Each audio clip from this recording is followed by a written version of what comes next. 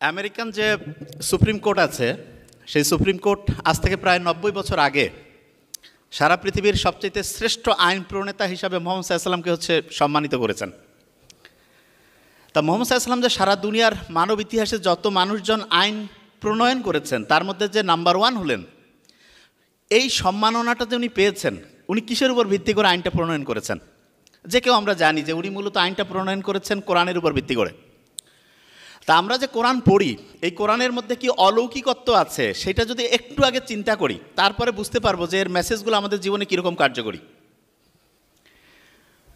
কোরআনে ৪৪ নম্বর একটা সূরা আছে, সূরা দুখান।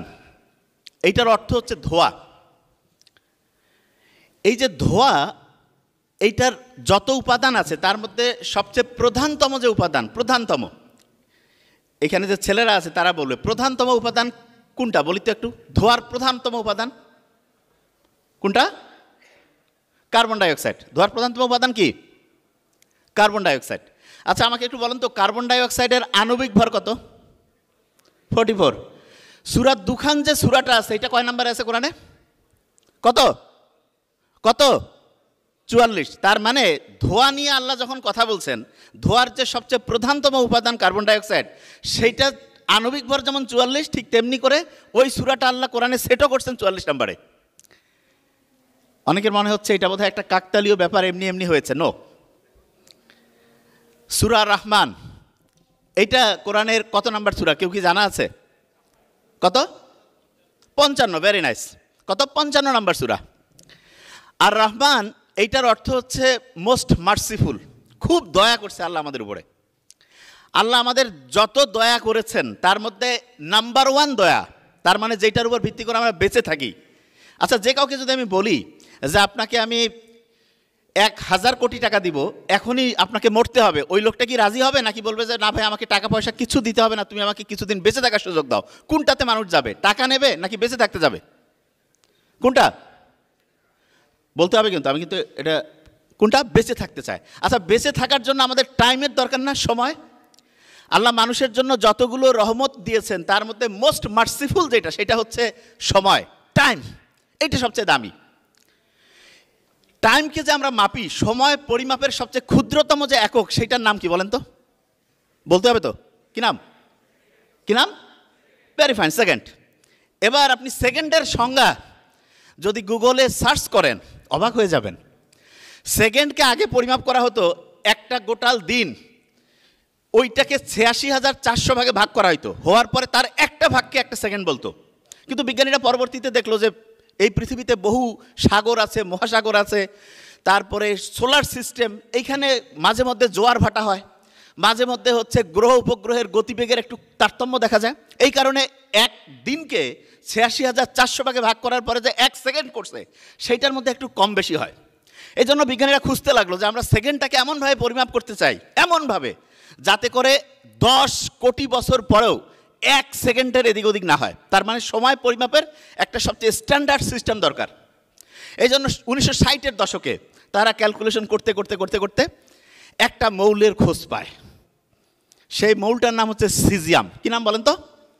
সিজিয়াম। কারো কাছে যদি গুগল গুরু থাকে সার্চ করেন, সিজিয়াম 1A গ্রুপের মৌল। পর্যায় সারণীতে 114টা মৌল আছে না, তার মধ্যে 1A গ্রুপে আছে সিজিয়াম। আপনি সার্চ করতে থাকেন, সিজিয়াম যেই পর্যায় সারণীতে আল্লাহ সেট করেছেন কত নাম্বারে কেউ কি জানেন? কততে? 55। Very nice. Surah Rahman most merciful, এইটা কোরআনের কত নাম্বারে আল্লাহ সেট করেছেন? কত? হ্যাঁ, 55। তার মানে আপনি দেখেন সবচেয়ে মার্সিফুল যে জিনিসটা আল্লাহ আমাদের টাইম দিয়েছেন, সেইটা পরিমাপের যে সবচেয়ে স্ট্যান্ডার্ড সিস্টেম, সেই মৌলটা 55 নম্বরে পর্যায় সারণীতে আমরা পরে আবিষ্কার করছি। আর আল্লাহ তো জানেই যে কোন সময় মানুষ কি আবিষ্কার করবে, সেইটার উপর ভিত্তি করে কোরআনের 55 নম্বর সূরাটা, সূরা আর রহমানকে আল্লাহ সেট করেছেন। আপনার কি মনে হচ্ছে এটা কাকতালীয় ব্যাপার? আমার কথা কি আপনারা বুঝতে পারছেন আমি কি বলছি? মনে হয় অনেকে বুঝতে পারেনি। আরও সহজ করে বলি, সিজিয়াম যে মৌলটা আছে এই মৌলের মধ্যে প্রতি মুহূর্তে কম্পন হয়। আচ্ছা আপনারা কি জানেন এই যে পানির যে বোতলটা, এইটার মধ্যে কিন্তু অণুপরমাণু আছে, কাঁপতেছে, প্রতি মুহূর্তে কম্পন হচ্ছে। ঠিক তেমনি করে সিজিয়াম পরমাণুর ওই মৌলের মধ্যে প্রতি মুহূর্তে কম্পন হচ্ছে, এবং এই কম্পনটাকেই আমরা সেকেন্ডের সাথে যদি ম্যাচিং করি তাহলে 10 কোটি বছর সময় যাওয়ার পরেও 1 সেকেন্ড টাইমের এদিক ওদিক হবে না। তার মানেটা কি? তার মানে হচ্ছে সিজিয়াম পরমাণুর কম্পন এবং সময়ের যে ক্ষুদ্রতম ভাগ 1 সেকেন্ড, এটা একদম একটার সাথে আরেকটা অঙ্গাঙ্গিভাবে সমান সমান মিলে যায়। এতটাই সমান সমান মিলে যায় 10 কোটি বছর, 1 বছর, 10 বছর, 100 বছর, 1000 বছর না, 1 লক্ষ বছর না, 1 কোটি বছর না, 10 কোটি বছর, 10 কোটি বছর টাইম আগায় যাবে, কিন্তু আপনার সেকেন্ডের একটু হেরফের হবে না যদি আপনি সিজিয়াম পরমাণুর কম্পনের সাথে সেকেন্ডকে পরিমাপ করেন। তার মানে হচ্ছে আল্লাহ যে বলছে যে কোরআন হচ্ছে জ্ঞানীদের জন্য নিদর্শন, আমরা যদি সিজিয়াম পরমাণুর এই ব্যাপারটা আবিষ্কার করতে না পারতাম তাহলে কি আমরা বুঝতে পারতাম আল্লাহ কোন জায়গায় কোন জিনিস রাখছে? এই জন্য কোরআনের সবচেয়ে অলৌকিকত্ব হচ্ছে যত পড়বেন, যত মেলাবেন, তত বিস্ময়ে অতিভূত হয়ে যাবেন যে কি অসাধারণ জিনিস আল্লাহ দিয়েছেন। আচ্ছা, কয়েক বছর আগেও একটা জিনিস নিয়ে কন্ট্রোভার্সি ছিল। কন্ট্রোভার্সি বলতে একটা জিনিস নিয়ে একটা খটকা ছিল যে আমরা যখন রাতে ঘুমাই ডান পাশে কাত হয়ে ঘুমাবো না বাম পাশে, এটা নিয়ে একটা বিতর্ক ছিল। এক এক আর্টিকেলে এক এক রকম করে আসতো। কেউ বলতো ডানে কাত হয়ে ঘুমাও, কেউ বলো বায়ে কাত হয়ে ঘুমাও। মুহাম্মদ সাল্লাল্লাহু আলাইহি ওয়াসাল্লাম বলছেন যে তুমি ডান কাত হয়ে ঘুমাও, ডান পাশে। বিজ্ঞানীরা এখন দেখছে কেউ যখন ডান পাশে কাত হয়ে ঘুমায় তখন আমাদের যে লিম্ফেটিক সিস্টেম, তার মানে শরীরের যে জায়গায় রক্ত সহজে যাইতে পারে না সেই লিম্ফেটিক সিস্টেম লিম্ফোসাইটের সহায়তায় বাইরের যত জীবাণু আছে তার সাথে যে ফাইট করার যে ক্যাপাসিটি যখন আমি ডান পাশে কাত হয়ে ঘুমাই তখন অনেক বেড়ে যায় এবং ব্রেইনের মধ্যে যে ইনফ্লামেশন, ব্রেইনের যে ইনফেকশন সেটা কমতে থাকে, ব্রেইন পরিষ্কার হয়। তার মানে বিজ্ঞানীরা এখন দেখতেছে ডান পাশে কাত হওয়া, এই ডান পাশে কাত হয়ে ঘুমানো শুধু মুহাম্মদ সাল্লাল্লাহু আলাইহি ওয়াসাল্লামের সুন্নাত তাই না, এইটা হচ্ছে আমাদের রোগ প্রতিরোধ ক্ষমতার সাথে সম্পর্কিত। এরকম যেই জায়গায় আমরা যাব আপনি অবাক হয়ে যাবেন যে কোরআন হাদিসের প্রত্যেকটা জিনিস আমাদের কল্যাণের জন্য আসছে। আচ্ছা, বাংলাদেশে যে অনেকে আমরা চাকরি করি, বিসিএস এর অফিসার হই অনেকে আছে না? বিসিএস অফিসার যখন হই তখন কি আমরা কি কোনো শপথ নিয়েছিলাম? শপথ অনেকে বুঝতে পারছে না। বিসিএস এ যখন কেউ জব রিক্রুটেড হয় তখন কি শপথ নিতে হয়? শপথ নিতে হয় না, কিন্তু শপথ নেই। কিন্তু ধরা যাক যে একজন উপদেষ্টা হবে, একজন মন্ত্রী হবে, তখন তার শপথ আছে না? শপথ আছে। সারা পৃথিবীতে যতগুলো প্রফেশন আছে এই প্রফেশনের মধ্যে এমন একটা ভিন্নধর্মী প্রফেশন আছে যেখানে স্টুডেন্ট যখন ঢুকছে তখনই শপথ নিয়েছে। সেই প্রফেশনটার নাম কি? হ্যাঁ, আপনার নেন নাই? কোনটা? Medical science. প্রত্যেকটা প্রফেশনেই দামি। তো একবার একটা আলোচনার মধ্যে আমার এক বন্ধু বলতেছে, সে ইঞ্জিনিয়ারেরও দাম আছে, প্রত্যেকটারই দাম আছে, বলতেছে যে আসলে ডক্টরের একসময় না হইলেও হবে, এমনিতে মজা করে। তাই আমি বললাম যে তুমি কি কোনো শপথ নিছো? বলছে কিসের শপথ? আমি বলছি না, তুমি যখন ইঞ্জিনিয়ারিং পড়তে গেছো তখন শপথ নিয়েছো কিনা? বলছে না, তখন তুমি শপথ নেয়নি। আমি বললাম যে দেখো, যে শপথ নেয় বুঝতে হবে যে সে খুব গুরুত্বপূর্ণ কাজ করে, এই জন্য তাকে শপথ নিতে হয়। যার কাজ যত গুরুত্বপূর্ণ তার শপথ তত পাওয়ারফুল, তত স্ট্রং। আমেরিকার যে প্রেসিডেন্ট যখন শপথ নেয় সে বাইবেলের উপর হাত রেখে, যেই ধর্মের হবে, সাধারণত খ্রিস্টানই হয়, বাইবেলের উপর হাত রেখে কিন্তু শপথ নেয়। আমরা যারা হচ্ছে যে মেডিকেল সায়েন্স পড়তে আসছি আমরা কিন্তু হচ্ছে শপথ নেই। তার মানে সারা পৃথিবীর সবচেয়ে শ্রেষ্ঠ প্রফেশন, প্রত্যেকটাই দামি, সবচেয়ে শ্রেষ্ঠ প্রফেশন যে মেডিকেল সায়েন্স, সেটার সবচেয়ে সহজ এক্সাম্পল সেটা হচ্ছে শপথ। অনেকে মনে করে শপথ নেওয়া কি আর সে যায়, নো। আপনি অন্য সাবজেক্টে পড়তে যান, আপনার কি কেউ এসে বলবে যে ভাই শপথ নাও? নো। কারণটা কি? কারণ হচ্ছে আপনি এখানে শপথ নিচ্ছেন এই কারণে, আপনি যেই জিনিসটা নিয়ে ডিলিংস করেন সেটা হচ্ছে মানুষের জীবন। সরাসরি প্রত্যেকটার সাথে মানুষের জীবন সম্পর্কিত আছে প্যাসিভলি, কিন্তু সরাসরি মানুষের জীবনের সাথে সম্পর্কিত হচ্ছে মেডিকেল সায়েন্স। এবং দেখুন, আমরা যখন আল্লাহর কাছে দোয়া করি যে রাব্বানা আতিনা ফিদ দুনিয়া, না, আল্লাহ আমাকে দুনিয়া তুমি সফল করো, আখিরাতেও সফল করো, এটা যে কেউ যে কোনো জায়গা থেকে সফল হইতে পারে। তবে আমি যদি বলি যে এমন একটা পেশা যেই পেশায় আপনার রুজিও হইল, এই দুনিয়ায় আপনি সফল হইলেন, পরের দুনিয়াও সফল হইলেন, এইটা সারা দুনিয়ায় যতগুলো প্রফেশন আসছে মানুষের ইতিহাসে তার মধ্যে নাম্বার 1 যদি আমরা যাই তাহলে সেটা হচ্ছে মেডিকেল সায়েন্সের এই পড়াশোনা। দেখেন, সম্ভবত তিরমিজি শরীফের একটা হাদিস আছে এরকম, সকালবেলা কেউ যখন অসুস্থ মানুষকে দেখতে যায় 70,000 ফেরেশতা রিক্রুট হয়ে গেল, ওরা খাতা কলমে লেখা শুরু করে ফেলছে, সকাল থেকে সন্ধ্যা পর্যন্ত তার নামে আমল নামায় খালি ভালো নেকি লিখতে থাকে। সকালবেলা একজনকে দেখছে, অসুস্থ লোককে। শুধু তাই না, বেহেশতের মধ্যে ফল ফলাদি এগুলোর হচ্ছে বাগান তার নামে বরাদ্দ হইতে থাকে। আবার সন্ধ্যায় একজন দেখছে 70,000 ফেরেশতা হচ্ছে বসে পড়ছে, তার আমল নামায় খালি ভালো ভালো নেকি লিখতেছে, এবং সন্ধ্যা থেকে ফজর পর্যন্ত সকাল পর্যন্ত দেখা যায় তার ওই যে বেহেশতের মধ্যে যে ফল ফলাদি বাগান এগুলোর হচ্ছে মানে একটার পর একটা একটার পর একটা একটার পর একটা তার নামে হচ্ছে বরাদ্দ হচ্ছে।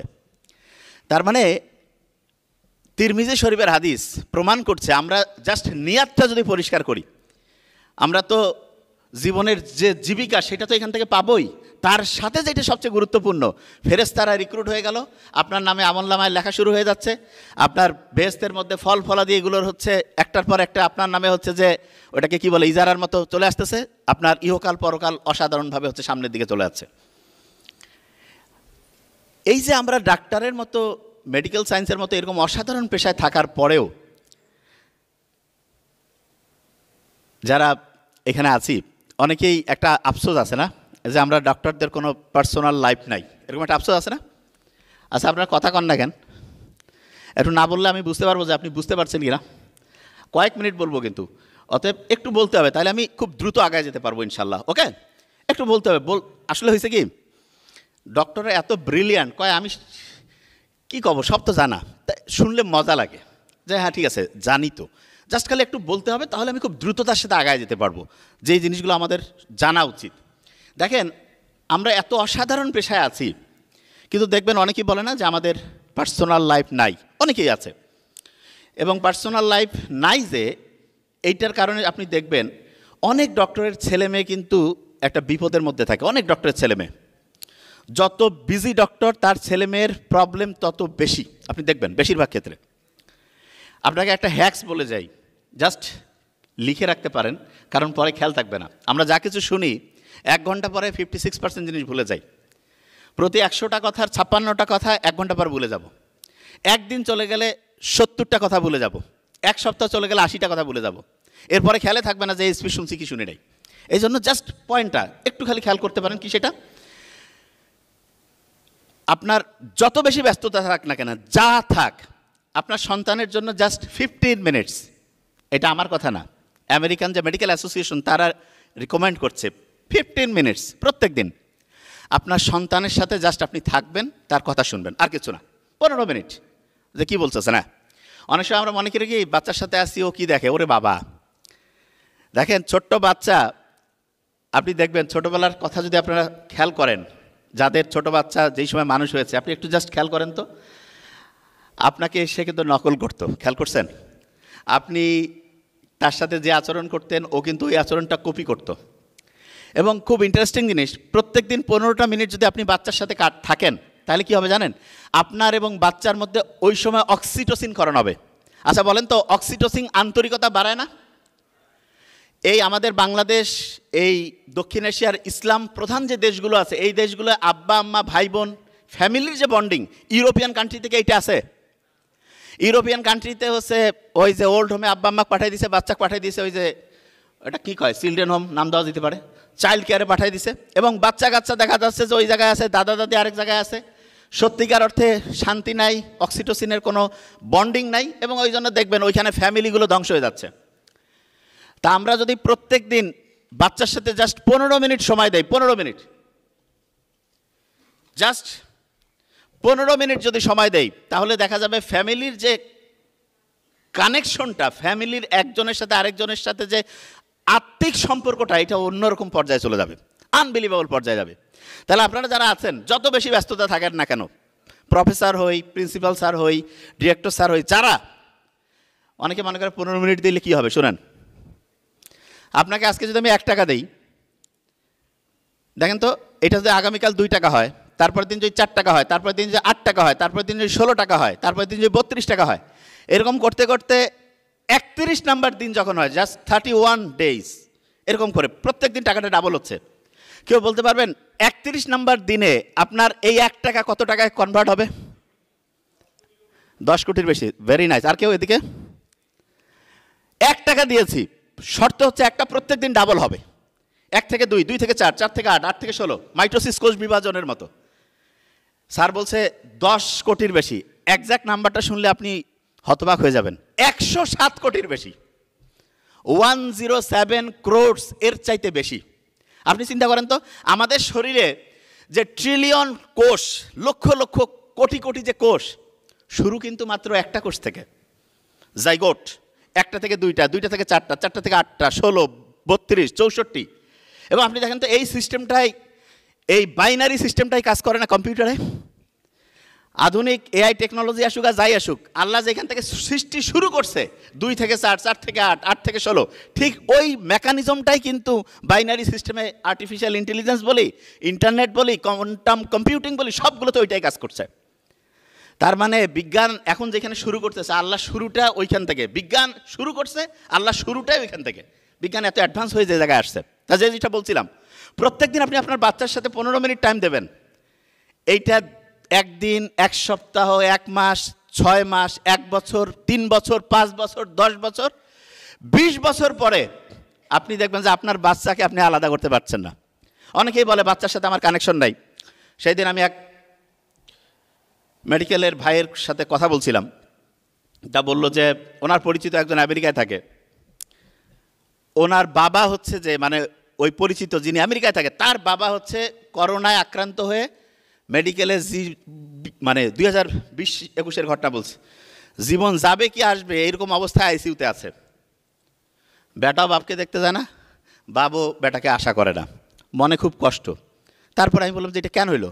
বললো যে ওইখানকার ফ্যামিলিতে এরকম বন্ডিংস নাই, অথচ বাঙালি ছিল, বাংলাদেশ থেকে গেছে, এইরকম হাই প্রফেশনাল, তার ছেলে বাচ্চা ছোট থেকে বড় হইল, 22, 23, 25 বছর বয়স হলো, বাবা মৃত্যু সজ্জা। আচ্ছা, আমরা কি এটা চিন্তা করতে পারি? আমি একটা ঘটনা বলি। আমার ছোট ভাই ডক্টর নোবেল, তার এক ফ্রেন্ডের, তার নামটা রিভিল করছি না, ঘটনাটা জাস্ট এক্সাম্পল, খুব ভালো কাজ করে। তাদের যখন প্রপ পরীক্ষা হয়, বগুড়া মেডিকেল কলেজে যখন প্রপ পরীক্ষা হয়, সেই প্রপ পরীক্ষার সময় তার মা হচ্ছে প্রচণ্ড অসুস্থ হয়ে গেল, এবং প্রফের ভাইবা আগামীকালকে, সে প্রফের ভাইবা না দিয়ে চলে গেল হচ্ছে মাকে দেখতে। মার স্ট্রোক করছিল। তা খুব ভালো ছেলে ছিল, স্যারেরা খুব দয়া করে তাকে বলছে ঠিক আছে তুমি অন্য যে আরেকটা যে রয়েছে গ্রুপ, তার সাথে ভাইবা দাও। ভাইবা দিয়ে সে পাশও করলো। ইন্টার্নশিপে যখন ঢুকবে, এই ইন্টার্নশিপে আমরা যাওয়ার সময় দেখা যায় না কাগজপত্র জোগাড়পাতি করে জমা দিতে হয়, ওই সময় তার মার রিকারেন্ট স্ট্রোক হলো। এবং ফ্যামিলিতে তার বড় ভাই অন্যরা হচ্ছে ঢাকায় থাকে, আর তার মা গ্রামে ছিল। সে তার মায়ের সাথে 24টা ঘন্টা, 7টা দিন, 1টা মাস, 1.5টা মাস সব সময় মায়ের টেক কেয়ার করছে। সত্যি কথা বলছি, কেউ যদি পার্সোনালি জিজ্ঞেস করে নামও বলে দিয়ে পারি, জাস্ট সবার সামনে নাম বলছি না। 1.5 মাস পরে যখন ডিরেক্টর স্যারের কাছে গিয়েছে যে স্যার আমার এরকম হয়েছে, মা এরকম অসুস্থ ছিল, এই ঘটনা, আমাকে জয়েন নেন। ডিরেক্টর স্যার বলছে তুমি 10 মিস করছো, 6 মাস পরে আসো।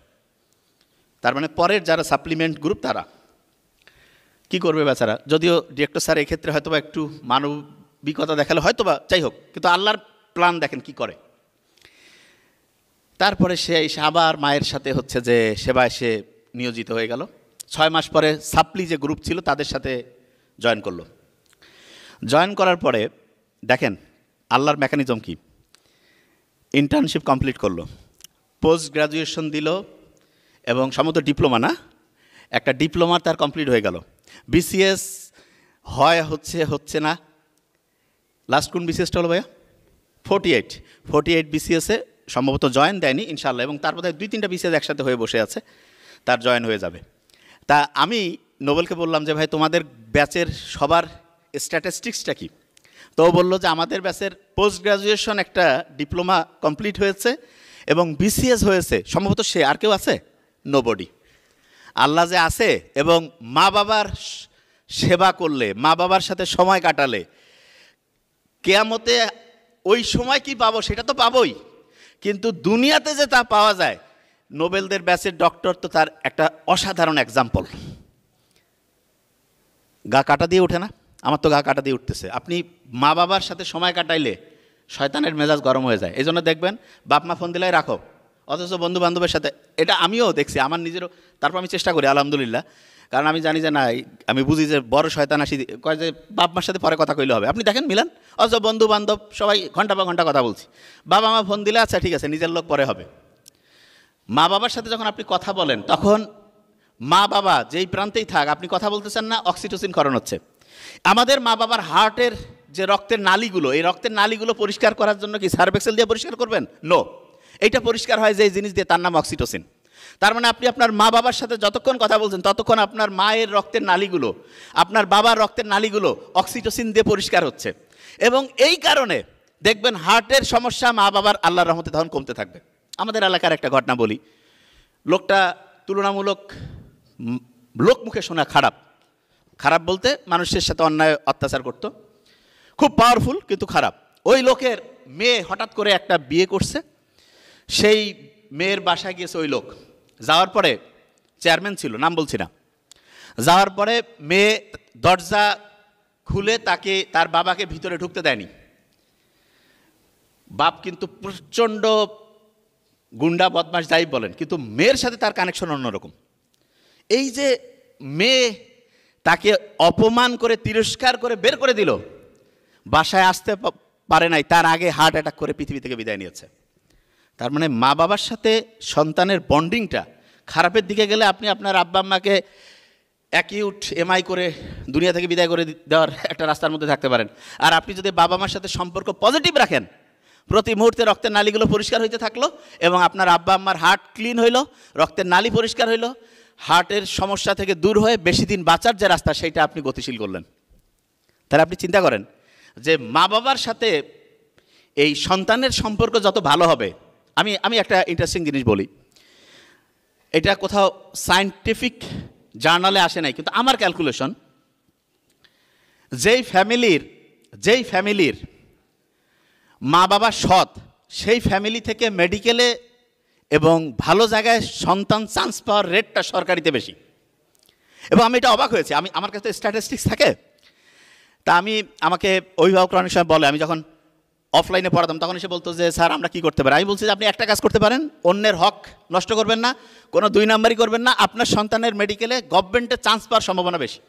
তার মানে আবার এটা না যে যারা গভর্নমেন্টে চান্স পায়নি সব অসৎ লোক, এটা বলছি না।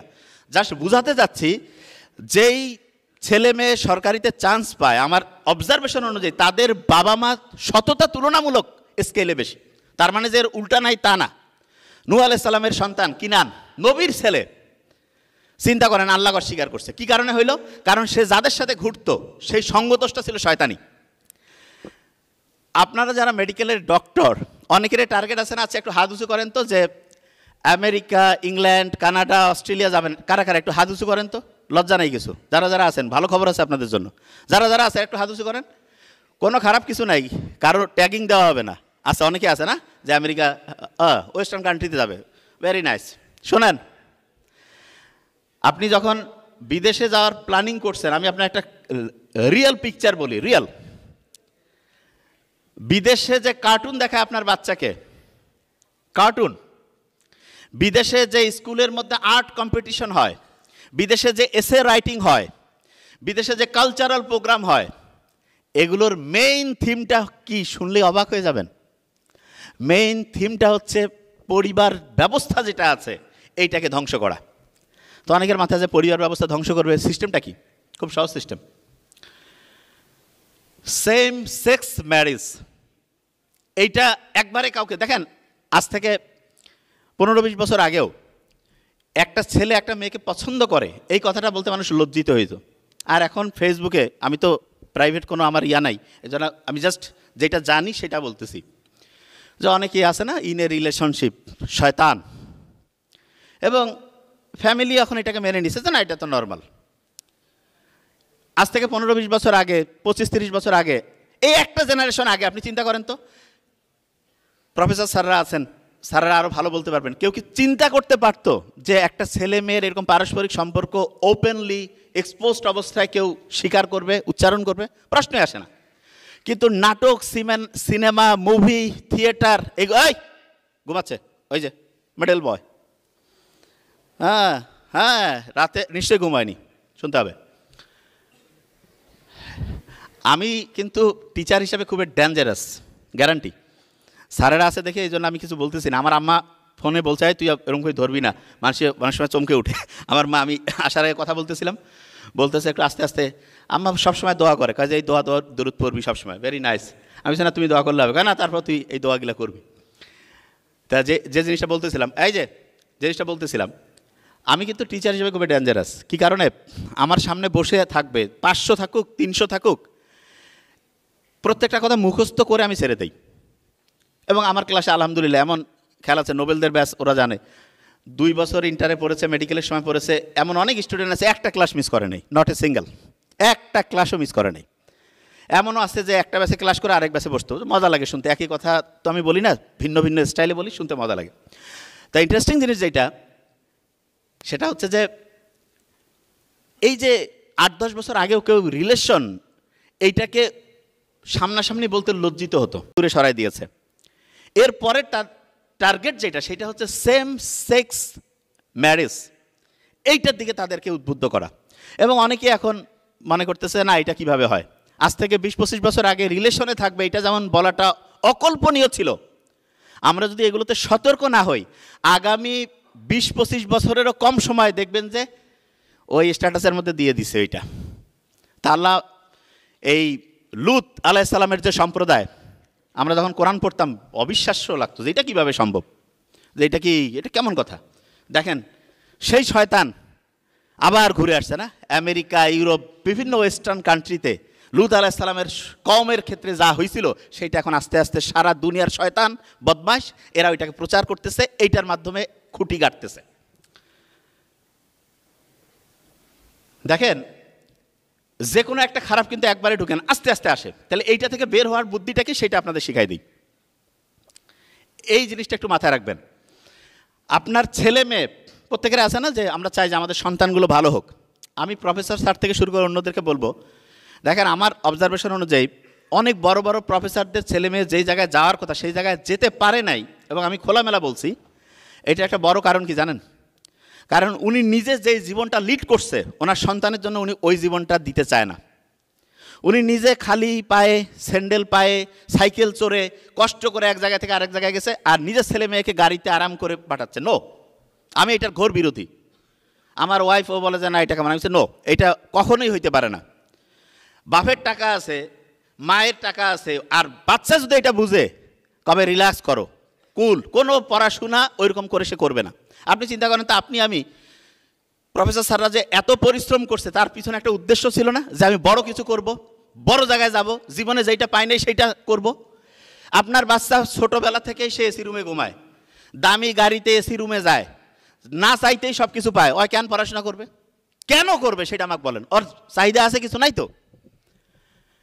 আপনি আপনার সন্তানকে যদি আপনার চাইতে অসাধারণ করতে চান, আপনার চাইতে অসাধারণ, আই গ্যারান্টি ইট, তাকে কঠিন করে তৈরি করেন। মেডিকেল কলেজে যারা আপনারা পড়েন, যত কঠিন পরিশ্রম, যত item, card, term, pre assessment, pre prop, অন্য ইঞ্জিনিয়ারিং বলেন, অন্য ভার্সিটি বলেন, যা কিছু বলেন, কাউকে ছোট করছি না, কোথাও কি এরকম আছে? কোথাও নাই। তা আপনি মেডিকেল কলেজে এত কঠিন করছেন কি কারণে? কারণ আপনাকে স্ট্রং করার জন্য। ডক্টর ও তো আদামরা করে পাঠানো যাবে না যে ভাই অর্ধেক বুঝে না। তাহলে স্ট্রং করার জন্য তাকে কঠিন একটা সিস্টেমের মধ্যে দিয়েছেন। অথচ আপনার সন্তানকে আপনি কি করতেছেন? দুনিয়ার সব আরাম আয়েশ দিয়া বলতেছেন তুমি পড়ো। কেন পড়বে বাবা? পড়া আমি তো ওই জায়গায় থাকলে পড়তাম না, কেন পড়বে? হ্যাঁ, হঠাৎ 2-1 এক্সেপশনাল থাকে, সেটা আলাদা। এবং এক্ষেত্রে বলবো যে ফিমেল ডক্টর যারা আছেন, আমার মা কিন্তু এই ক্ষেত্রে আমি বলি খুবই কড়া, আব্বার চাইতে। আম্মার কথা হিসাব সত্যিই বলছি আমি। এই জন্য আম্মার কাছে আমরা চাওয়ার চাইতে আব্বার কাছে চাই বেশি, কারণ আম্মা দিবেই না। যে কোনো একটা জিনিসে এটা কেন না হইলে হয় না। অথচ নর্মালি বোধহয় ফ্যামিলিগুলোতে উল্টা হয় না, যে বাবা একটু বোধহয় কড়াকড়ি করে মা। কিন্তু আমাদের ফ্যামিলিতে আমি দেখছি, আমার ছোটো ভাইও আছে, আমার ছোটো বোনও কয় আম্মা কইলে দিবে না, আব্বাকে আমরা কই আম্মা কোয়া যাবে না, কারণ আম্মাকে বললে দেখা যাবে একটা ভেজাল লাগাই দিছে, কবে এটা হবে না। তো এইটা আপনারা যারা ফিমেল ডক্টর আছেন, ফিমেল যারা, তারা শুনেন, আপনার বাচ্চাকে আপনি 3 বছর 10 বছর কষ্টে রাখলেন, এরপরে সারাটা জীবন ভালো চললো, সেইটা বেশি বুদ্ধিমতির কাজ হইলো না এখন তাকে আরাম দিয়ে সারা জীবন পরের যে জীবনটা ধ্বংস হইল? এরকম বিভিন্ন শহরে আছে, দেখবেন যে বড় বড় শিল্পপতি, বড় বড় ডক্টর, বড় বড় মানে বিজনেস ম্যাগনেট তাদের ছেলে মেয়েদেরকে পুনর্বাসন কেন্দ্রে রাখছে। কি কারণে? ওই যে দৈনিক 15 মিনিটের কথা বলছিলাম না, সেটা দেয়নি। এবং শেষে যে দেখেন ফ্যামিলিতে একটা যদি এরকম বকে যায়, একটা যদি রাস্তা থেকে দূরে চলে যায়, আপনার গোটাল শান্তি কীরকম দুর্বিষহ অশান্তিতে পরিণত হয়, মানে আপনি হতবাক হয়ে যাবেন। এই জন্য যারা ফিমেল ডক্টর থেকে শুরু করে অন্যরা আছেন, আর অনেকে আছে না যে ব্র্যান্ডেড জিনিস লাগবে, ব্র্যান্ডেড আছে কিন্তু। কারণ আমি কীভাবে বুঝি, আমার ওয়াইফের আমি দেখি তো, তবে আমার হিসাব খুবই ক্লিয়ার। ওই যাই থাক আমার একটা প্ল্যানিং থাকবে যে এতটুকু আমি দিব তাকে, তার বেশি আপনি দিবেন ধ্বংস করে ফেলবেন। বিশ্বাস করেন, তাকে একটা ভালো জিনিস দিবেন, কিসের জন্য তাকে ভালো জিনিস দিবেন? যে একটা হচ্ছে যে আমি তোমাকে ছোট্ট গাড়ি কিনে দিব, ঠিক আছে, তুমি এই কাজটা করো, উপহার হিসাবে পাবা। এবং অনেকে চায়, আমরা কই যে না আমি আমার বাচ্চার মনে কষ্ট দিব না। এখন কষ্ট দিবেন না, সারা জীবন আপনার বাচ্চাও কষ্ট পাবে, আপনার জীবনও ধ্বংস হয়ে যাবে। এই জন্য যে কথাগুলো বলছি এগুলো মাথায় নোট ডাউন করেন এবং এই রকম করে আপনার ফ্যামিলিকে হচ্ছে রেগুলেট করেন। দেখেন যে ফিউচারটা কত অসাধারণ হইতে পারে। যে জায়গায় আমি ছিলাম, ফ্যামিলির বন্ডিংকে ঠিক রাখার জন্য, আপনার সন্তানকে ঠিক রাখার জন্য তাকে হচ্ছে যে আচরণটা কিভাবে শেখাবেন সেটার একটা সহজ এক্সাম্পল বলি। আপনি চাচ্ছেন আপনার সন্তান আপনাকে সম্মান করুক, বড়দের সাথে ভালো ব্যবহার করুক, তাহলে এই কাজটা আপনাকে করতে হবে। এবং সেক্ষেত্রে আপনি কীভাবে করতে পারেন? আপনার ফ্যামিলিতে আপনার মা বাবা, হাজব্যান্ড ওয়াইফের যে পারস্পরিক মা বাবা থাকে তাদের সাথে সম্মানসূচক আচরণ করুন। ফ্যামিলিতে যারা আছে সবার সাথে আপনি ভালো ব্যবহার করেন, আপনার সন্তান ভালো ব্যবহার শিখবে। এবং এই সন্তান যখন বড় হবে সে তখন খারাপ ব্যবহার কারো কাছ থেকে অ্যাকসেপ্টই করবে না। অনেকে আছে না বলে যে এই ফ্যামিলির এই বাচ্চাটা এত ভালো, কিন্তু দেখা গিয়েছে কোন একটা মানে একটা কি সম্পর্কে জড়াই গেল, যদিও সম্পর্ক জিনিসটাই হারাম। তারপরে ধরেন যে সে বিয়ে হয়েছে, কিন্তু দেখা যাচ্ছে পরে আবার ওইখান থেকে সেপারেশন, ডিভোর্স। কি কারণে? কারণ আপনি ফ্যামিলিতে বাচ্চাকে যখন ভালোবাসবেন না, ভালোবাসা তো ফাঁকা থাকবে না, তখন সে অন্য জায়গায় খুঁজবে। আর কিছু ধান্দাবাজ ছেলে মেয়ে সব জায়গাতে আছে, ওই আসিয়া অভিনয় করবে, হ্যাঁ আমার কথা, ভালো ছেলে ভালো মেয়ে, এত টাইম কিভাবে সে পাবে যে একজন আরেকজনের পিছনে দৌড়াবে? এটা তো আমার ব্রেইনে কুলায় না। বহুত টাইম লস হয় না? সে কেন লস করবে? সে যাবে তার নিজের ক্যারিয়ার তৈরি করবে, নিজের জীবনকে অসাধারণ করবে, তারপরে হচ্ছে যে আল্লাহ যার সাথে যার সম্পর্ক রাখছে ইনশাল্লাহ হয়ে যাবে। তো এই জিনিসটা কিভাবে হবে? আপনি যখন ফ্যামিলি থেকে এই জিনিসটা প্র্যাকটিস করবেন তখন হবে। আপনি মুখে বলতেছেন এই তুমি আমাকে সম্মান করো, মানে আব্বা আম্মাকে, আপনি আপনার আব্বা আম্মাকে সম্মান করে না, ঘন্টু করবে, জীবনে করবে না, প্রশ্নই আসে না। এটা কখনোই করবেন না। আপনি মনে করতেছেন ওই শিখে না, ও শিখে সবচেয়ে, ছোটো বাচ্চাদের ব্রেইনের 3 বছরে সবচেয়ে সেরা ডেভেলপমেন্ট হয়। একটা নিউরনের সাথে আরেকটা নিউরনের যে কানেক্টিভিটি 3 বছর বয়সের মধ্যে সবচেয়ে বেশি হয়। হ্যাঁ, পরবর্তীতে আপনি চেঞ্জ করতে পারেন, পরবর্তীতেও চেঞ্জ করতে পারেন। অনেকে বলে যে ভাই আমি তো ভুল করে ফেলছি, আছে না অনেকে, যে বাচ্চার বয়স এখন তো 8-10 হয়ে গেছে, তাহলে এখন আমি তার ব্রেইনে নতুনভাবে তথ্য দিতে পারবো কিনা। শুনলে অবাক হবেন, যেই মা বাবা সন্তানের মাথার মধ্যে ঠিক তথ্য দিতে পারেন নাই, এখনও ঠিক তথ্য দেওয়ার বুদ্ধি আছে। বিজ্ঞানীরা এখন দেখছে কীরকম। আপনি কি জানেন মাথার মধ্যে 5 রকমের ঢেউ চলে, 5 রকমের। তার মধ্যে সবচেয়ে ভালো 2টা ঢেউ আছে, 2টা। আচ্ছা, ইংরেজির একটা অ্যাপ্রোপ্রিয়েট প্রেপোজিশন আছে না, অ্যাট, বলেন না কেন, কি আছে? অ্যাট। এতে হচ্ছে আলফা ওয়েভ। কি ওয়েভ? আলফা। আর টিতে হচ্ছে থিটা ওয়েভ, থিটা। এই 2টা খেয়াল রাখবেন, আলফা থিটা। এই 2টা খুব ভালো। আপনার বাচ্চাকে যদি আপনি ভালো পড়ার মধ্যে নিতে চান তাহলে আলফা ওয়েভে পড়াবেন। আলফা ওয়েভটা কখন হবে? ভোরে, আর্লি মর্নিং, ভোর 3টা-4টা থেকে শুরু করে সকাল 8টা, 9টা, 10টা, এই সময় সে পড়লে 1 ঘন্টায় 4-5 ঘন্টা পড়া হবে। এবং মেডিকেল স্টুডেন্ট বেশিরভাগজন রাত জেগে আমরা পড়ি, এটা একদম বাতিল করে ফেলেন। অনেকে বলতো রাত জেগে পড়বো, ভালো রেজাল্ট করবো না। আপনি দেখেন পরীক্ষার হলে যে ভুলে যান, আলফা ওয়েভে পড়েন নাই এই কারণে। আর 2 নাম্বার যেটা, টিতে কোন ওয়েভ বলছিলাম? থিটা। শুনেন, প্রত্যেক দিন রাতে ঘুমানোর আগে আমাদের ব্রেইনের মধ্যে একটা দরজা আছে, দরজা। সেই দরজাটা যখন খুলে যায়, ওই সময় আপনি পিছনের দরজা দিয়ে ভিতরে ঢুকলেন, ঢুকে বাচ্চাকে যা বলবেন 1 দিন, 7 দিন, 1 মাস, 6 মাস বলতে থাকবেন, ওইটা ওইখানে পার্মানেন্টলি লেখা হয়ে যাবে। এবং ওই দরজাটা খুলে রাতে ঘুমানোর আগে আপনি আপনার বাচ্চার সাথে একটু গল্প করেন, 2 মিনিট করেন, যে বাবা ইনশাল্লাহ তুমি খুব অসাধারণ হচ্ছ, মা তুমি খুব অসাধারণ হচ্ছ, তুমি সামনে ইনশাল্লাহ এইটা করবা, পজিটিভ কথা বলবেন। আর আমরা কি করি? তোকে দেওয়া হবে না, তুই তো শেষ, সারাদিন কি করছিস। তার মানে এই জিনিসটা ওই সময় দরজা খুলে ওই সময় যেটা বলবেন সেইটা হবে, আর আপনি ওই সময় নেগেটিভ কথা বললেন। No, never. ওই সময় যাই বলেন পজিটিভ বলবেন, কারণ ওইটা একদম ওই সময় লেখা হয়ে যাচ্ছে। একটা হচ্ছে তাহলে রাতে ঘুমানোর আগে, আরেকটা আছে সেটা কখন, সেটা হচ্ছে ভোরে ঘুম থেকে উঠে, সকালে ঘুম থেকে উঠে। ওই সময় হচ্ছে ব্রেইনের মধ্যে যে দরজা আছে সেই দরজাটা খুলে গেল, আপনি ওই দরজা দিয়ে ভিতরে ঢুকলেন, যা বলবেন সেইটা ওই সময় আস্তে আস্তে লিখিত হয়ে যাবে। তাহলে বলেন তো, আপনার বাচ্চার মাথার মধ্যে যদি একটা পজিটিভ জিনিস দিতে চান, রাতে ঘুমানোর আগে দিলে কাজ বেশি হবে না কম হবে? এই কথা কন না কেন? বেশি। ভোরে ঘুম থেকে উঠে যদি বলেন তাহলে বেশি হবে না কম? আচ্ছা, এবার অনেকের মাথায় একটা প্রশ্ন আসতেছে যে ভাইয়া, আমি না হয় আমার আব্বা আম্মা, মানে আমি এখন মা বাবা হয়েছে, আমার সন্তানকে আমি বলবো, আমার বাপ মা তো নাই, বা আমরা যারা অ্যাডাল্ট হয়েছি আমাদের কথা আমরা নতুন করে লিখতে চাই, এইটা বুদ্ধি আছে কি নাই? শুনেন, খুব ইন্টারেস্টিং জিনিস। আল্লাহ ব্রেন কেমনভাবে বানিয়েছেন, সে যেটা দেখে যেটা শুনে সেইটাকে সত্যি মনে করে। এখন আপনি অভিনয় করে যদি বলেন যে আমার ব্রেইনের ক্যাপাসিটি অসাধারণ, বলেন তো আমার সাথে, আমার ব্রেইনের ক্যাপাসিটি অসাধারণ, বলেন ব্রেইনের ক্যাপাসিটি অসাধারণ, আমার ব্রেইন প্রতিদিন ভালো হচ্ছে, বলেন প্রতিদিন ভালো হচ্ছে, যেটা পড়তেছি যেটা দরকার সেটা খেয়াল থাকতেছে, বলেন যেটা পড়তেছি যেটা শুনতেছি যেটা দরকারি সেটা খেয়াল থাকতেছে। বিশ্বাস করেন আপনার ব্রেইনের ক্যাপাসিটি বাড়বে। কিন্তু আমরা কি কই, অনেকে শয়তানি করে কয়, এই জন্য ইসলামে আছে না শয়তান মিথ্যা কৌতুক করে বলিও না, বিজ্ঞানীরা এখন দেখতেছে আপনি কৌতুক করে মিথ্যা বলবেন, ব্রেন জানে না তো কৌতুক করতেছে, এটা বিশ্বাস করে। অনেকে বলে না যে কি অবস্থা, কয় যে ভাই আমার ব্রেন তো ভালো কাজ করে না, এবং অনেকে এটা মজা করে কয়। নো, নেগেটিভ কিছু কখনোই বলবেন না, সব সময় বলবেন যে আলহামদুলিল্লাহ আলহামদুলিল্লাহ আলহামদুলিল্লাহ। মোহাম্মদ সাল্লাল্লাহু আলাইহি ওয়াসাল্লাম কি কোনোদিন কইছে না আজকে ভালো লাগতেছে না, আলহামদুলিল্লাহ? আপনার অনেকের আরেকটা অভ্যাস আছে, কি বলে জানেন, বলে যে না আমার পড়ার প্রিপারেশন ভালো হয়নি। আচ্ছা, এরকম আছে না অনেকে যে প্রিপারেশন ভালো হয়নি অনেকের, কারা কারা পরীক্ষার আগে বলি, বলেন হাত উঁচু করেন তো, প্রিপারেশন ভালো হয়নি। মেডিকেল স্টুডেন্টের বেশিরভাগের এই জিনিসটা। আচ্ছা, এখানে স্যারদের জন্য একটা ইনস্ট্রাকশন আছে, প্রফেসর স্যাররা আপনাদের একটা জিনিস বলি, শুনলে অবাক হবেন। স্টুডেন্টদের আগে প্রফেসর স্যারদের বলি, স্যারদের একটা জিনিস বলি যে স্যারেরা একটা বড় রকমের গবেষণায় 50টা স্টুডেন্টকে আলাদা করে দেওয়া হয়েছিল, যেগুলো সবচেয়ে সেরা স্টুডেন্ট, প্রিন্সিপাল স্যার দিয়েছিল। এবং 3 মাস পরে পরীক্ষা হইলো, ওই 50 জন স্টুডেন্টের সবচেয়ে সেরা রেজাল্ট হইলো। তখন প্রিন্সিপাল স্যারকে বলছে যে আপনি এইটা অসাধারণ, এই 50 জন স্টুডেন্টকে কীভাবে বাছাই করলেন?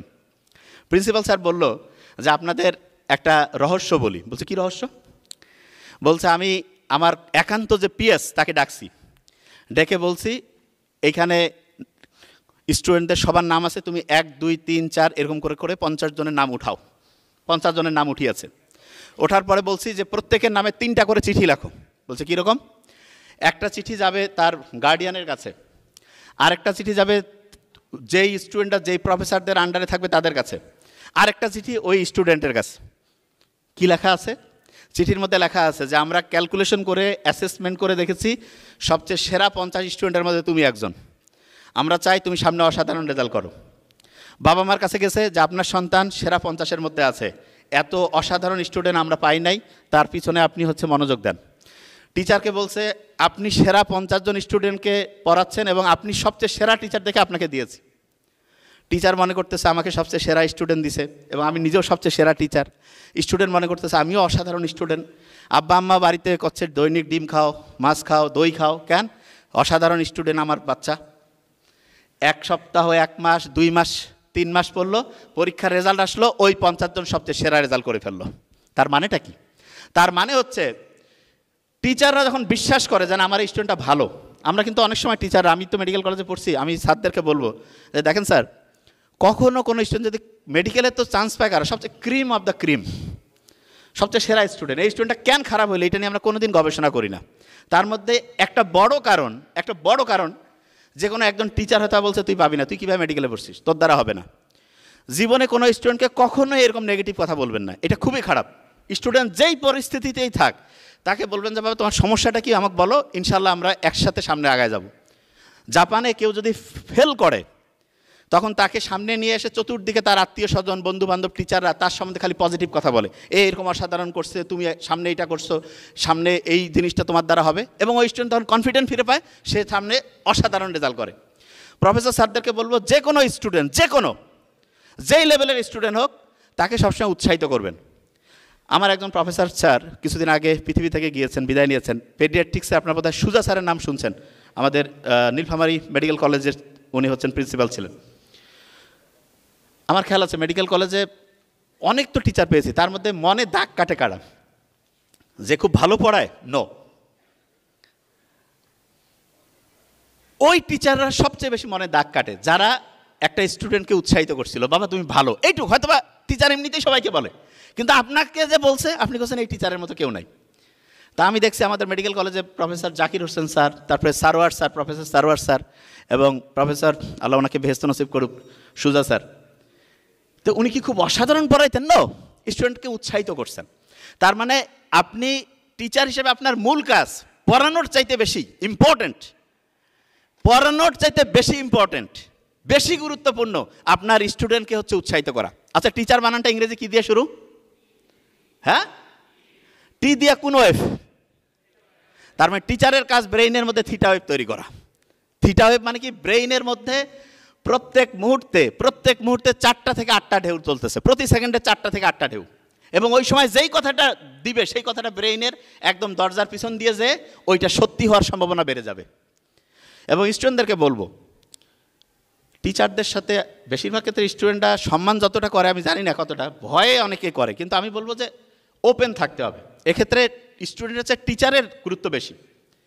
কেননা অনেক সময় আমরা কি বলি, আমাকে প্রফেসর স্যাররা বললো যে মানবিক ডাক্তার যাতে, আমি বলবো যে মানবিক ডাক্তার হওয়ার 1 নম্বর শর্ত, আমরা প্রফেসর স্যাররা যত বেশি মানবিক হব স্টুডেন্ট অটোমেটিক হবে। এই যে স্টুডেন্টদের, আমরা যে ইন্টার্ন ডক্টর, তাদের কষ্টটাকে আমি চিন্তা করি। এবং এইটা নিয়ে স্যারেরা কেন জানি কোন জায়গায়, আমি যখন রংপুর মেডিকেল কলেজ থেকে ডিসি অফিসে যতগুলো প্রোগ্রাম হয় আমি যাই, সেই প্রোগ্রামে আমি এমনকি আগের যে সরকার ছিল সেই সরকারের সাথে যখন আলোচনা হয় আমি বলবো, আমাকে বলার আগে ডিসি স্যাররা বলতেছে যে কি বলবেন আগে কাগজ দেন। আমি বলছি না স্যার, আমি তো মাথা থেকে বলি, আমি তো লিখে। বলছে না ওইটা হবে না। আমি বলছি না, তাহলে তো আমি বলে লাভ নেই, কারণ আমি যেই কথা বলতে চাই সেই কথা লিখিত ফরম্যাটে দিলে আগেই কবে যে আপনার দরকারে নেই, আপনি বাড়ি যেয়ে বসে থাকেন। প্রাইম মিনিস্টারের সাথে করোনার সময় যে মিটিংগুলো হতো, অনেকে জানে না যে এগুলো মিটিং কীভাবে কন্ডাক্ট হয়। একদম মুখ্য সচিব একজন বসে থাকেন, প্রাইম মিনিস্টার ওইখানে। ধরা যাক যায় প্রাইম মিনিস্টার 2 ঘন্টা পরে আপনাদের সাথে মিটিং করবেন, তার আগে সব শর্টেড লিস্ট হবে, সব কিছু আলাদা। আপনার একদম আলাদা করে দিল যে আপনি কি বলতে পারবেন, কি বলতে পারবেন না, আপনি কোন অ্যাঙ্গেলে দাঁড়াবেন, আপনার চুলটা ঠিক আছে কি না, মাথা সব কিছু একদম ওকে। তারপরে ওইখানে আপনি যে বলবেন, বলার আগে মনে করেন আপনি কোনো প্রশংসা করেন নাই, 2-4টা কথা ওরাই ঢুকাই দিবে যে এই কথাগুলো বলবেন। একবার তো এক ইমামে এত ভালো কথা শুরু করলো, ওইখানে দোয়া শুরু হয়ে গেছে। বুঝার কোনো বুদ্ধি, এটা আমি প্র্যাকটিক্যাল কথা বলছি। আমি তারপরে ডি স্যারকে বললাম, স্যার এইরকম প্রোগ্রাম করে লাভ কি, যেখানে সত্যি কথা বলতে পারবো না? তখন আমি নাম নিচ্ছি না, ওই ডি স্যার আমাকে বললো যে নাবিল তোমার একটা ঘটনা বলে। আমি বলেন স্যার। বললো যে আমাদের এখানে আগ্নেয়াস্ত্র যে আছে, আগ্নেয়াস্ত্রে যারা লাইসেন্স করে, এই যে রাইফেল বন্দুক, সেগুলোর যারা এই যে ফাইল যাতায়াত আনা নেওয়া করে, তাদের মধ্যে একজনের 20 কি 25 লক্ষ, কথা স্যার বলছে 25 লক্ষ টাকার মতো তার হচ্ছে যে চেম্বারের মধ্যে পাওয়া গেছে, মানে তার যে হচ্ছে ফাইল ক্যাবিনেট রাখে সেইখানে। এবং এই 25 লক্ষ টাকা পাওয়ার পরে তাকে সম্ভবত 20 কি 25 লক্ষ, তাকে হচ্ছে ডিসি স্যার, সৎ মানুষ ছিলেন, সাসপেন্ড করলেন। ও আল্লাহ, ডিসি স্যার সাসপেন্ড করার পরে এই 2 সপ্তাহ হয়নি, 2 সপ্তাহের আগেই সে আরেকটা কাগজ নিয়ে আসছে, তাকে জয়েন করাইতে হবে। কি কারণে? কোর্ট থেকে অর্ডার নিয়ে আসছে যে আপনি একজন, তার চেম্বারে বাড়িতে সিকিউরিটি নাই, ডিসি অফিসে সিকিউরিটি ভালো আছে, এই জন্য 25 লাখ টাকা থাকতেই পারে, আপনি কেন তাকে চাকরি থেকে বরখাস্ত করবেন? আপনি ক্ষমতার অপব্যবহার করছেন, আপনাকে এখন কারণ দর্শানোর নোটিশ দিতে হবে। তখন আমার মনে হলো, আমি যখন ইন্টার্ন করতাম, এক পেডিয়াট্রিক্সের প্রফেসরকে বলছিলাম যে স্যার আপনি যে এত নিয়মকানুন ইন্টার্ন ডক্টরদের জন্য করেন, 4র্থ শ্রেণী 3য় শ্রেণী এরা যে কাজ করে না, বাবা ওদের কথা কইলে আমার ট্রান্সফার করে দিবে। সত্যি কথা বলতেছি। আমি বললাম স্যার ট্রান্সফারের ভয় আপনি বলবেন না? বলতেছে যে নাবিল কি করব, মানে ওদের কথা আমাদের মুখে আনা নিষেধ। সত্যি বলছি। তা ওই যে আমি যেটা, তখন আমি ডি স্যারকে বললাম স্যার আপনি তো পাওয়ারফুল, তাহলে আপনার পাওয়ার কি, আপনার তাহলে বিচারক আপনাকে এইভাবে করে দিল? বললো যে হ্যাঁ। তখন আমি বললাম যে স্যার এইগুলা নিয়ে আর কথা বলে কোনো লাভই নেই, আপনি আপনার পজিশন থেকে আপনার একজন অধস্তন কর্মচারী, আপনি জানেন সে টাকা 2 নাম্বারি করে উপার্জন করতেছে, 25 লাখ টাকা ওইখানে পাওয়া গেছে, সে 1 সপ্তাহের মধ্যে সেই আপনার অর্ডার ডিসমিস করে আবার জয়েন করাচ্ছে। স্যার আমি তো চাকরি ছাড়িয়ে দিতাম। তা বলছেন নাবিল এইটা করার কী করবা? এখন আপনি একটা জিনিস চিন্তা করেন, জাস্ট থিঙ্ক করেন এই জিনিসটা, যে আপনি এই সৎভাবে যদি সামনে যাইতে চান, প্রফেসর স্যারদেরকে আমি বলবো যে আপনারা কিন্তু মারাত্মক পাওয়ারফুল, আপনারা নিজেদের শক্তিটা বুঝেন। সারা বাংলাদেশের সবচেয়ে পাওয়ারফুল 2টা প্রফেশনের লোক, একটা হচ্ছে ডক্টর আর একটা টিচার। কিন্তু এই 2 প্রফেশনের অবস্থা হচ্ছে হোমিওপ্যাথি ক্যাডারের মতো, কোনো সাইড ইফেক্ট নাই। অবস্থা খুব খারাপ না? কী কারণে জানেন? একটা কারণ, আমাদের মধ্যে ইউনিটি নেই। এবং ইউনিটি নাই এবং একজন আরেকজনকে সম্মান করি না। একটা ঘটনা বলি, আমার নাম কি জানেন তো আপনারা? কি নাম? নাবিল। আমার নামে কিন্তু গাড়ি আছে, জানেন তো? তা আমি তখন মেডিকেল ইন্টার্ন কমপ্লিট করে আসতেছি, তা আমাকে একটা গাড়িতে, আমি গাড়িতে কিন্তু উঠতে পারি না, নর্মালি আমি অটো টটো এগুলোতে যাতায়াত করি বা ট্রেন। তা আমাকে আমার এক ফুফা বললো যে নাবিল তুমি এখানে উঠো। তা আমাকে নাবিল বলছে। আমি যখন উঠলাম, পাশে যে ড্রাইভার বলতেছে যে, মানে আমাকে ইশারা করতেছে যে আপনি হচ্ছে ইয়া করেন। আমি বললাম না, আপনি চালান। বললেন যে পারমিশন দিলেন। আমি বললাম হ্যাঁ, আমি কিছু কী ব্যাপার, পারমিশন চাচ্ছে আমার কাছে, ব্যাপারটা কি? ঠিক আছে, গাড়ি 10 কিলো 20 কিলো গেল, রংপুরের কাছাকাছি যখন আসলো, দরজাটা খুলে দিল, খুলে দিয়ে আমার পায়ে সালাম করে, আমার সিনিয়র, মানে হয়তো আমার স্বাস্থ্য দেখে মানে সিনিয়র মনে করছে, বলছে যে আমাকে একটু দোয়া করে দেন। আমি বললাম কেন? বলছে স্যার, মানে স্যার না, বলছে ওস্তাদ আমার ইচ্ছা আমি বড় গাড়ি চালাবো। আমি বললাম ওস্তাদ মানে?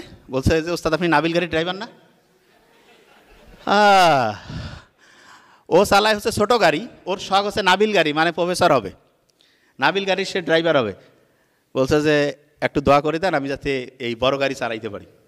তা আমি বললাম যে এখন আমি চিন্তা করতেছি এর মনের আশা কি আর দুরাশায় পরিণত করা যায়? আমি বললাম যে খুব শীঘ্রই তুমি চালাবা। তারপর আমি পকেট থেকে টাকা দিচ্ছি, করছে হাত এরম করছে, হচ্ছে না ওস্তাদ এটা কেমন কথা, আপনি আমাকে টাকা দিবেন? তারপরে আমি বলছি যে শুনেন, নাবিল গাড়িতে আমার লোক আছে, আমার নাম যেহেতু নাবিল, আমি এটা ব্যবস্থা করে দিব, আপনি টাকাটা নেন, নাহলে কিন্তু হবে না। ও টাকা নিবেই না। শেষে আমি তাকে জোর জবরদস্তি করে আমি নাহলে কিন্তু আমি দোয়া ফিরাই নিব, তারপরে তাকে টাকা দিতে পারছি। তখন আমার মনে হলো, আমার ওই ছোটো ভাই যে ডক্টর নোবেল, ওকে বলি যে কোনো ডক্টর যদি কখনো দেখাতে আসে বা তার নিজের আব্বা আম্মা ভাই বোন, জীবনে যত টাকা হোক দিয়ে দিবা, কখনোই না। এবং আমার কাছে আমার যে একাডেমিতে যে পড়ে, আমি ডক্টরের ছেলে মেয়ে যদি কোনোভাবে আমার নজরে আসে, ডক্টরের ছেলে মেয়ে যারা আমার একাডেমিতে যা জানে, টাকা পয়সা জীবনে অনেক ইনকাম করবো, আল্লাহ চাইলে যে কেউ আমরা করব। টাকা, ডক্টরের সাথে ডক্টরের সম্পর্ক, এই জন্য অনেকে ডক্টর জানে যে আমি যদি কোনোভাবে জানতে পারি, গোটাল টাকাটা আমি দিয়ে দিই যে উপহার হিসাবে। আসলে টাকা তো ব্যাপার না, এটা একটা সম্মান, যে আমার কমিউনিটির একজন, সে আমার কাছে পড়লো, তার কাছে তো 15-20 হাজার টাকা কোনো ব্যাপার না, কিন্তু আমি যারা সম্মান করি, ভ্যালু করি, এটা তো একটা অন্যরকম জিনিস। আমাদের এই জিনিসটা আনতে হবে। এবং আমি আপনাকে একটা জিনিস বলি, গোটাল ডক্টর সোসাইটি কিন্তু একটা ওই যে গোটাল মুসলিম কমিউনিটি যেমন একটা, এরকম গোটাল ডক্টর সোসাইটি। আপনি খালি একটা জিনিস চিন্তা করবেন, আপনি আপনার ছোট বড় এদের যে কাউকে শাসন করতে পারেন, যে কোনো কিছু করতে পারেন, ওকে। কিন্তু আপনি এই জিনিসটা তো জানেন না যে আব্বা আম্মা ঝগড়াও করা যাবে, কিন্তু সন্তানের সামনে না, বাইরের লোকের সামনে না। তাহলে আপনি ডক্টর, আরেকজন ডক্টরের সাথে যে আপনার সম্পর্কটা, এটা বাইরে আপনি যখন মানে প্রকাশ করেন শত্রুতা, বাইরে যখন প্রকাশ করেন আরেকজনের প্রেসক্রিপশন একটু ইগনোর করলেন, এইটা কি বাইরের লোক বুঝে না? তখন দেখবেন যে আপনাকে সে আরেকজনের ডাক্তার বদনাম করবে, ওকে যা আপনারটা বলবে এবং একটা গ্যাঞ্জাম লাগাই দিবে। এই জায়গা থেকে বের হইতে চাইলে আমি বলি, ওই নাবিল গাড়ির কাউন্টারের যে লোকজন, মানে গাড়ির যারা, তাদের কাছ থেকে ভদ্রতা, বড়দের সম্মান, ছোটদের স্নেহ, এটা শিখতে হবে। এইটা যদি আমরা শিখি, দেখবেন যে ডক্টরের যে শক্তি বলতে আমি কি বুঝাচ্ছি সেটা বুঝেন। শক্তি বলতে এটা না যে 2 নাম্বারিগিরি করব, ওই কি বলে এটার নাম, একটা অন্যায় করবো আর ওইটা হচ্ছে সাপোর্ট করবো, নো। আপনি আপনার সম্মান নিয়ে যাতে চলতে পারেন, সেই জিনিসটা নিশ্চিত করতে হবে। এইটা খুব গুরুত্বপূর্ণ। এবং যে জিনিসটা মাথায় নিতে হবে, সমস্ত প্রফেসর স্যার থেকে শুরু করে সবাইকে বলবো, ইন্টার্ন যারা ডক্টর, তাদেরকে যেই পরিমাণ পরিশ্রমের মধ্যে যেতে হয়, এটা অমানবিক এবং এটা ঠিক না। আমার মতে এই জিনিসটা থেকে বের হয়ে আসতে হবে। ইন্টার্ন ডক্টরদেরকে আমরা কেন এত পরিশ্রম করাবো? এটা কি ঠিক? কোন জায়গায় লেখা আছে? ILO আছে, ইন্টারন্যাশনাল লেবার অর্গানাইজেশনের যে নিয়ম, অনেকে এগুলো জানে না, কিন্তু না জেনে কষ্ট জানে। তুমি ট্রেনিংয়ে আসো তা কি? ও কি মানুষ না? ও কি রোবট নাকি যে চার্জ দিয়ে দিলাম, ব্যাটারি আছে যে ভাই হ্যাঁ 60% চার্জার লাগে দাও চলবে? নো। এবং ডক্টরের ব্যবহার খারাপ হওয়ার সবচেয়ে বড় কারণ, 1 নম্বর কারণ, ডক্টর প্রপার রেস্ট পায় না। প্রপার রেস্ট যদি ডক্টর না পায় তাহলে সে কাজ করবে কি করে? তাহলে অসাধারণ হবে কি করে? এবং আরেকটা জিনিস বলি, রাতের ঘুম, কার্ডিয়াক ইউনিটে একজন ডক্টর গোটাল নাইট করতেছে, এটা কি হইতে পারে? সর্বোচ্চ আমি বলি যে একজন ডাক্তার সর্বোচ্চ 2 ঘন্টা একা দিতে পারে, কিন্তু একটা গোটাল নাইট যদি সে CPR দিতে হয়, কিভাবে দিবে? আপনারা তো জানেন CPR এর নিয়ম, ও একা কি করবে? তাইলে আপনারা কিভাবে এটা মানেন? এবং আপনারা মনে করতেছেন যে আপনি ডক্টর, আপনি নিজের অবস্থানে জানেন না, আপনি পিছনে কার পাতি নেতা হ্যান ত্যানের পিছনে দৌড়ান, আপনি নিজের অবস্থান জানেন? আপনি কি? আপনি নিজের অবস্থান জানেন না দেখে আপনার এই অবস্থা হয়েছে। যত বড় যাই হোক, আপনার মতো পড়াশোনা কে করছে আপনি জানেন? সারা বাংলাদেশ দেখেন, সারা দুনিয়া দেখেন, ডক্টর যারা রিয়েল তারা কোন জায়গায় আছে, আর আপনারা পিছনে পিছনে দৌড়ান। মানে আপনার নিজের অবস্থান আপনি বুঝেন না। এই জায়গাটা থেকে বের হবেন প্লিজ। এবং সবসময় মাথায় রাখবেন, আপনি আপনার ছোট যারা তাদের সাথে যত ভালো ব্যবহার করবেন আপনার পাওয়ার বাড়বে। আপনি DC থেকে শুরু করে ওদের দেখবেন, ম্যাজিস্ট্রেটদের একটা জায়গায় যদি গ্যাঞ্জাম লাগে ওরা সব কাজ বন্ধ করে দিবে। আমার খেয়াল আছে এক জায়গায় গেছিলাম, বেগম রোকেয়ার একটা প্রতিষ্ঠানে ঢুকবে আমাদের সাথে জিনিস, ইনি হচ্ছেন মানে উপসচিব না, ডেপুটি সেক্রেটারি। তা বলছি ডেপুটি সেক্রেটারি ঢুকবে, ওরা বুঝে না। কিছুক্ষণ পরে বললাম ম্যাজিস্ট্রেট আসছে, তাড়াতাড়ি ফাঁকা করো রাস্তা, ঢুকতে হবে। ম্যাজিস্ট্রেট বুঝে, ডেপুটি সেক্রেটারি যে কত বড় লেভেলের অফিসার সেটা বুঝে না। কারণ কি, ম্যাজিস্ট্রেট জানে যে গ্যাঞ্জাম লাগাই দিতে পারে, ভিতরে ঢুকে ফেলতে পারে। তা আপনারা এই যে ডক্টরের সম্মান করতে হবে, এবং রুগীর লোকের সাথে আমি আমার ডক্টর যারা ভাই বোনেরা আছেন দেখেন, মাথা সবসময় ঠান্ডা রাখতে হবে সবসময়, কখনোই রুগীর সাথে, কারণ আপনার অবস্থানটা হবে টিচার, এবং আপনি হচ্ছেন যে থিটা ওয়েব তৈরি করবেন। যেই অবস্থায় রুগী আছে আলহামদুলিল্লাহ সুস্থ হবেন, ভালো হবেন, দেখবেন যে কত রুগী আপনার জন্য দোয়া করে। তাহলে এই জিনিসগুলো খুব গুরুত্বপূর্ণ ছিল, প্রত্যেকে মাথায় রাখবেন। 4টা কথার বলছে, যে 4টা কাজ যদি কেউ করে তাহলে তার দুনিয়া এবং আখেরাতের গ্যারান্টি আল্লাহ এবং তার রসুল। প্রথম কাজ হচ্ছে ঈমান আনা। আচ্ছা, ঈমান আনা, অনেকে কয় না আমরা তো ঈমান আনছি। ঈমান আনার মধ্যে একটা গুরুত্বপূর্ণ সেক্টর আছে, যে কয় না তাকদিরে বিশ্বাস। আচ্ছা, আমরা তাকদিরে কারা কারা বিশ্বাস করি? হাত উঁচু করেন তো। আচ্ছা, সবাই তাকদিরে বিশ্বাস করে, সাথে না উঠে হবে, ভেরি ফাইন। আচ্ছা, এবার একটু হাত উঁচু করবেন যে আমার জীবনে কেন এইটা হবে, আমার সাথেই কেন এইটা হবে, এইরকম কথা কারা কারা বলেন? হাত উঁচু করেন তো। কেউ বলে না? এরা তো দেখেছি যে আমার সাথে এটা হইলো না, এটা আমি ডিজার্ভ করি না, এটা এরকম কথা কেউ কোনোদিন বলেন নাই যে আমি এটা ডিজার্ভ করি না, আমার সাথে এরকম হবে, এরকম কেউ করেন নাই। এর অর্থে 90% কোনো না কোনো সময় করছি। শোনেন, আপনি যখন তাকদিরে বিশ্বাস করেন আর তারপরে যখন আপনি বলেন আমার সাথে কেন এটা হবে, আমি কেন এইটার হচ্ছে যে কি বলে, এটা ক্রস ফায়ারের মধ্যে পড়লাম, তার মানে হচ্ছে আপনি তাকদিরে বিশ্বাস মুখে বলেন কিন্তু এইটার ব্যাখ্যাটা বুঝেন না। তাকদিরে বিশ্বাস মানে আপনি আপনার সর্বোচ্চ পরিশ্রম করার পরেও যেটা হবে সেইটাকে আপনার নসিব হিসাবে মেনে নিয়ে সবর করবেন, শুকরিয়া আদায় করবেন, ওই সময় ধৈর্য ধারণ করবেন। এইটা হচ্ছে তাকদিরে বিশ্বাসের সবচেয়ে সেরা ব্যাপার। 2 নাম্বার যেটা, নেক কাজ করা। ডাক্তারের গোটাল জীবনটাই তো নেক কাজের মধ্যে আছে।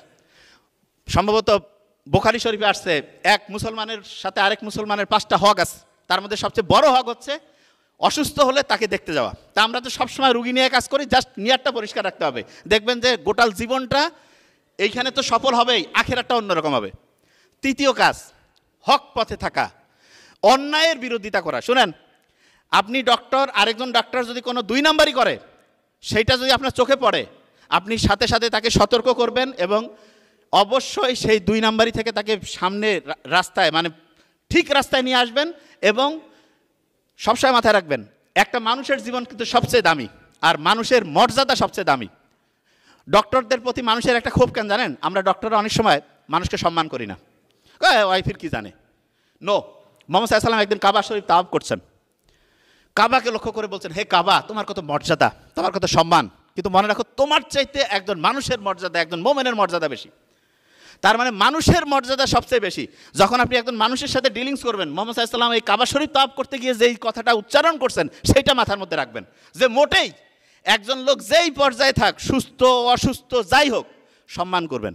কেউ যদি আপনার সাথে খারাপ ব্যবহারও করে, হাসি মুখে, তার ট্রিটমেন্ট অন্যভাবে দেওয়া যাবে, কিন্তু কখনোই তাকে হিউমিলিয়েট করে, তার মর্যাদাকে আক্রমণ করে কোনোদিন কোনো কিছু করবেন না। এইটা মাথায় রাখবেন, দেখবেন যে জীবন অন্যরকম হবে।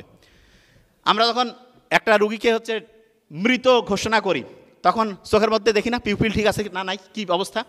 কোরআনে কিন্তু আছে, মৃত্যুকে বোঝানোর জন্য চক্ষু যখন স্থির হয়ে যায়, ডেথ ডিক্লারেশনের কিন্তু ফাইনাল স্টেজটা কি? চোখ, ঠিক না? যে আমরা টর্চ দিলাম, দেখলাম যে পিউপিলের কনস্ট্রিকশন কিছু আছে না নাই, এই জায়গাটাই তো দেখেন কোরআনে কিন্তু এটা স্পষ্ট করে আল্লাহ দিয়ে দিয়েছেন।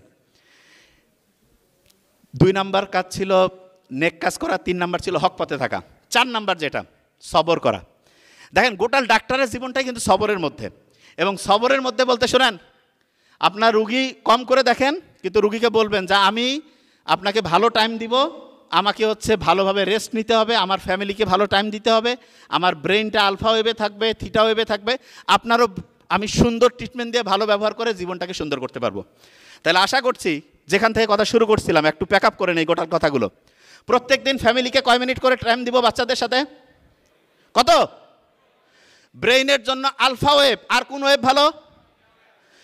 দরজার ক্রস করে যখন থিটা ওয়েভে আমি যাইতে চাই, রাতে ঘুমানোর আগে থিটা ওয়েভ, সকালে ঘুম থেকে উঠে থিটা ওয়েভ, ওইটা যদি আমি ওই সময় পজিটিভ কিছু বলি তাহলে আমাদের জন্য ভালো হবে না খারাপ?